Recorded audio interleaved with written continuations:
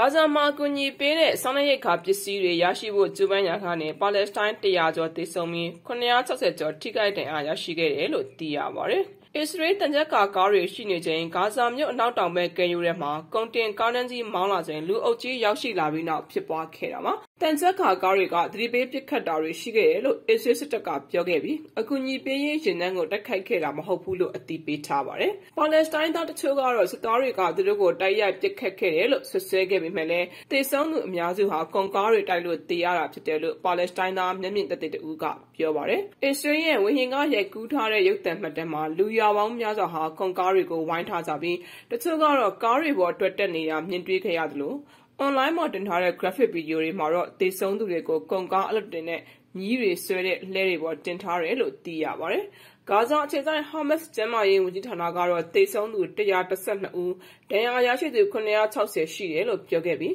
အစ္စရေးကအစုလိုက်အပြုံလိုက်တပ်ဖြတ်ခဲ့တာဖြစ်တယ်လို့ဆွဆွဲထားတာပါ။စားနပ်ရိက္ခာရရှိဖို့ကြိုးပမ်းတဲ့အရက်သားတွေကိုအစ္စရေးတပ်ဘက်ကပစ်ခတ်မှုဟာတရားမဝင်ဘူးလို့ပြည်nikကဆိုထားတယ်လို့အမေရိကန်သမ္မတဂျိုးဘိုင်ဒန်ကလည်းဒီဖြစ်ရပ်ကြောင့်ဂါဇာမှာယာယီပစ်ခတ်ရက်စဲရေးညှိနှိုင်းပေးမှုတွေကိုရှုပ်ထွေးသွားစေနိုင်တယ်လို့အတည်ပြုထားပါတယ်။အခုဖြစ်ရပ်ဟာဖေဖော်ဝါရီ29ရက်ညနေ9နာရီဝန်းကျင်မှာဂါဇာအနောက်တောင်ဘက်စွန်းနာဗိုလီအဝိုင်းမှာကုန်ကားအစီး30ပါတဲ့အီဂျစ်ကူညီပေးရေးပစ္စည်းတွေတင်ထားတဲ့ယာဉ်ဟာမြောက်ပိုင်းကိုတောက်ရောက်ဖို့ကြိုးပမ်းချိန်မှာအခုလိုဖြစ်ပွားခဲ့တာပါ။ကုလသမဂ္ဂလုံခြုံရေးကောင်စီကတော့ဒီဖြစ်ရပ်တွေပေါ်အရေးပေါ်တကားပိတ်အစည်းအဝေးကျင်းပဖို့စီစဉ်ထားတယ်လို့လည်းသိရပါတယ်။